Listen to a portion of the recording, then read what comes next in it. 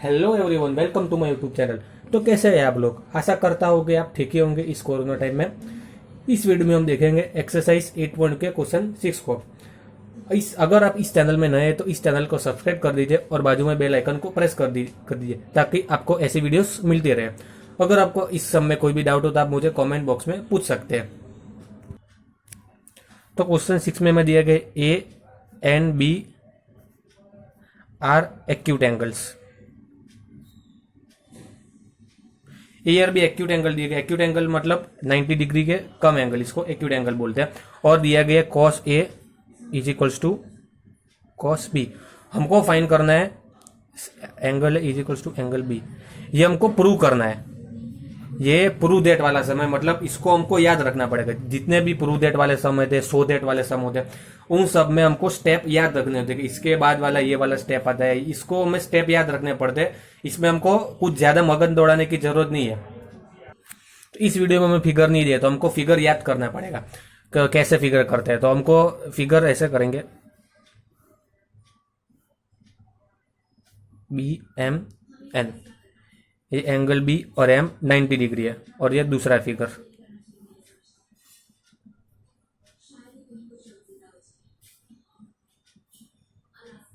ये फिगर कैसे आया? ये फिगर को हमको याद करने की, ये वाले प्रूव दैट में angle A is equal to angle B वाले सम में ये दो फिगर आते हैं, ऐसा हमको याद करना पड़ेगा क्योंकि ये प्रूव दैट वाला सम है। मैंने आपको बताया कि प्रूव दैट वाले सम को हमको स्टेप याद रखने पड़ते हैं कि इसके बाद वाला ये वाला स्टेप आता है। पहला स्टेप ये है कि इसमें ये दो फिगर हमको याद करना है। तो इसमें पूछा गया कि angle A is equal to angle B. तो हम देखते हैं कि angle A is equal to angle B कब होता है? जब होता है तब एंगल ए पी क्यू और एंगल बी एम एन। ये ए पी क्यू और बी एम एन ये तीनों ट्रैंगल, ये दोनों ट्रैंगल के ये दो साइड से ए पी क्यू और बी एम एन ये दोनों जब सेम होते हैं तब angle A is equal to angle B होता है। दूसरी बार आपको समझाता हूं, ए पी क्यू और बी एम एन ये दो ट्रैंगल के ये दो साइड से ये दो ट्रैंगल जब सेम होते हैं तब angle A is equal to angle B होता है। तो हम देखेंगे कि ये angle A is equal to angle B कब होगा? जब ये दोनों ट्रायंगल सेम होंगे। तो ये दोनों ट्रायंगल सेम कम होंगे। तो ये देखते हैं, इसको हम कहते हैं proportionality, S S S rule. S S S rule है। हमको एस एस एस रूल की मदद से ये दोनों ट्रायंगल को सेम करना है। कैसे करते हैं? तो मैं आपको एग्जांपल देता हूं। जैसे कि ये पी ए 5 तो एम बी 10 होना चाहिए। तो इन दोनों का रेशियो होगा 5/10 इज इक्वल्स टू 1/2। ये पी क्यू जैसे कि 2 है और ये एम एन 4 है तो 2/4 इज इक्वल्स टू 1/2 होता है। ये क्यू है 6 और ये बी एन है 12 तो 6/12 इज इक्वल्स टू 1/2 होता है। तो जैसे कि देख रहे हैं कि ये तीनों रेशियो हमारे सेम आए 1/2 1/2 1/2। क्यों सेम आए? क्योंकि ये दोनों ट्रायंगल सिमिलर है, ये दोनों ट्रायंगल एक दूसरे के प्रोपोर्शनल है। इसको कहते हैं S S S rule, side side side rule. इन साइड साइड साइड रूल में हमको रेशियो सेम आना चाहिए। A P upon M B आना चाहिए, P Q upon M N आना चाहिए, A Q upon B N आना चाहिए। तभी हम कह सकते हैं कि ए पी क्यू और बी एम एन सेम है और हम angle A is equals to angle B लाएंगे। तो हम देखेंगे कि अब रेशियो इसमें सेम कहां से लाएंगे, वही हमको इस थियरम में प्रूव दैट में सॉल्व करना है। तो इसमें दिए गए cos A is equals to cos B. Cos A मतलब ये जिस भी एंगल का पूछा उसका सामने वाला होता है ऑपोजिट, ये होता है एडजेसेंट। अगर आपने मेरी पहली वाली वीडियो नहीं देखी आपने तो हम आई बटन में जाके आप देख सकते हैं। कॉस ए उसके सामने वाला होता है ऑपोजिट और ये एडजेसेंट। तो इसमें एडजेसेंट है ए पी और हाइपोटेनस है ए क्यू। कॉस बी मतलब ये बी के सामने वाला होता है ऑपोजिट और ये बाजू वाला एडजेसेंट। तो इसमें होता है B M upon B N.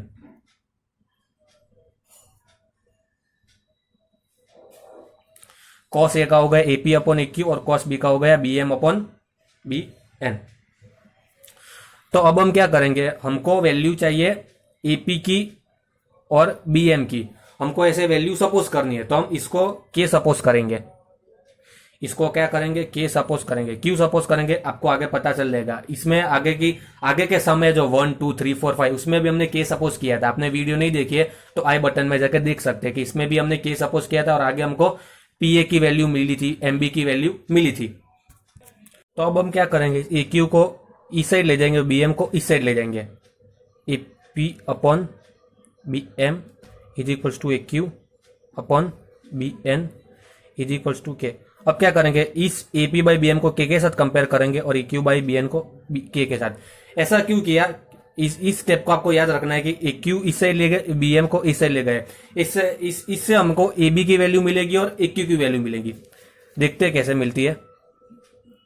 A P upon B M is equals to K, A Q upon B N is equals to K, A P is equals to K B M, A Q is equals to K B N. A P की value मिली K B M और A Q की value मिली K B N. तो हमको A P और A Q की value, दोनों की वैल्यू मिल गई है। तो हमारे पास अब ए पी और ए क्यू, ये ए पी और ए क्यू। तो हमारे पास अब पी क्यू की वैल्यू नहीं है, तो हम पी क्यू की वैल्यू फाइंड करेंगे पाइथागोरस थ्योरम से। जैसे हम पी क्यू की करेंगे हमको एम एन की भी करनी है, क्योंकि हमको बाद में रेशियो लेना है, इसलिए हमको पी क्यू के साथ एम एन की भी वैल्यू फाइंड करनी है रेशियो लेने के लिए। तो हम देखते हैं P Q under root A Q square minus P A square. इसी तरह एम एन की करेंगे पाइथागोरस थ्योरम से। M N is equals to B N square minus B M square.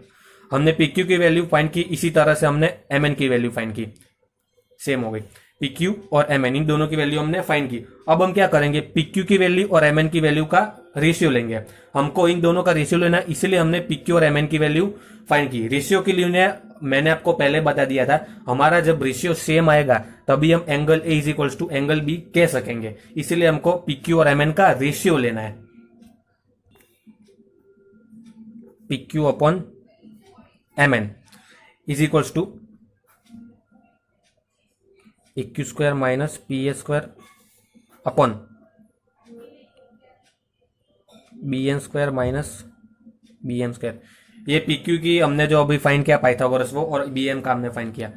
हमको ए क्यू की वैल्यू पता है और पी ए की वैल्यू भी पता है। देखते हैं, ये ए क्यू की वैल्यू है के बी एन और ए पी की वैल्यू है के बी एम।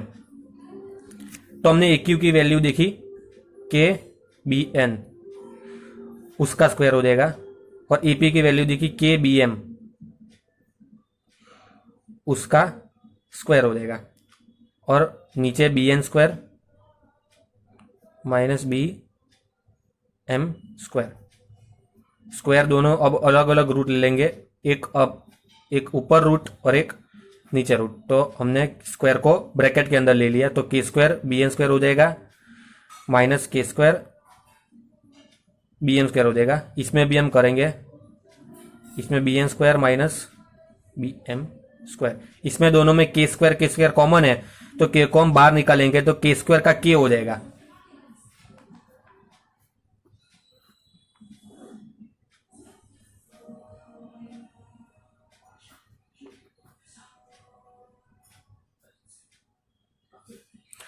तो आप देख रहे हो कि B N square minus B M square under root में और B N square minus B M square under root में, तो ये दोनों वैल्यू सेम हो गई, तो ये दोनों वैल्यू कैंसिल हो जाएगा और सिर्फ के रहेगा। तो P Q by M N, हमको P Q by M N का रेशियो मिला के, हमने अभी देखा ये P Q by M N, इन दोनों की वैल्यू हमने पाइथागोरस फाइंड की, उन दोनों का रेशियो फाइंड किया, और पी क्यू और एम एन की वैल्यू का, इसका हमको रेशियो मिला के। ये फाइंड करना जरूरी था क्योंकि हमको angle A is equal to angle B prove करना है। अब हम देखेंगे आगे क्या करना है। अब हमने आगे जो क्वेश्चन में किया था वो हम देखेंगे। इसमें हमने वन को, इसका हम नाम वन दे दिया, A P by B M is equal to A Q by B N is equal to क्या, हमने लिया था कि ए क्यू इस साइड आएगा, बी एम इस साइड आएगा। ये आपको पता चलेगा कि ये ऐसा हमने क्यों किया। इसमें देखिए A P by B M is equal to A Q by B N is equal to K हो गया, और हमने जो दूसरी वैल्यू फाइंड की P Q by M N, इन दोनों की वैल्यू भी, इसकी वैल्यू भी के है। तो इसकी वैल्यू इक्वल टू के और इसके भी के, तो हम क्या करेंगे, A P by B M is equals to A Q by B N is equals to P Q by M N लिखेंगे। A P by B M is equals to A Q by B N is equals to P Q by M N is equals to K. आप देख लीजिए, A P by B M A Q by B N P Q by M N के हो गया। अब मैं आपको एक ट्रिक दिखाऊंगा कि हमने ऐसा क्यों किया। तो देख लीजिए आप, A P upon B M हो गया जी, A P upon B M is equals to A Q upon B M, A Q और ये B N, P Q upon M N, P Q और एम एन। इन तीनों का ratio same आ गया, जो हमने आगे समझा था। ये हमने एग्जाम्पल लिया था 1/2 1/2 1/2।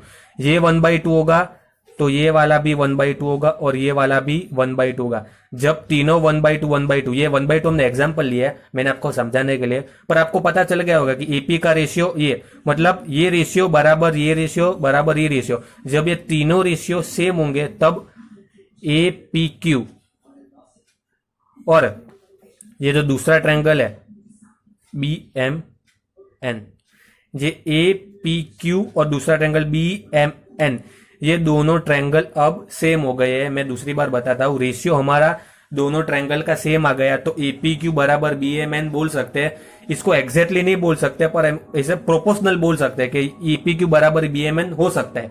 तो अब हम कह सकते हैं कि angle A is equals to angle B. ये दोनों ट्रायंगल सेम आ गया, इसलिए हम angle A is equals to angle B किया। अब आपको पता चल गया हो कि इसको लाने के लिए हमको पहले रेशियो लाना पड़ा, रेशियो लाने के लिए हमको पाइथागोरस थ्योरम और वो सब करना पड़ा। अगर आप इस वीडियो को पूरा देख रहे हो तो आपका बहुत बहुत शुक्रिया, आपने मेरी वीडियो पूरी देखी और मेरी ऐसी वीडियो आपके लिए डालता रहूं। तो इस वीडियो को लाइक कर दीजिए, शेयर कर दीजिए और इस चैनल को सब्सक्राइब कर दीजिए ताकि ऐसी वीडियोज आपको मिलती रहे। Thank you for watching.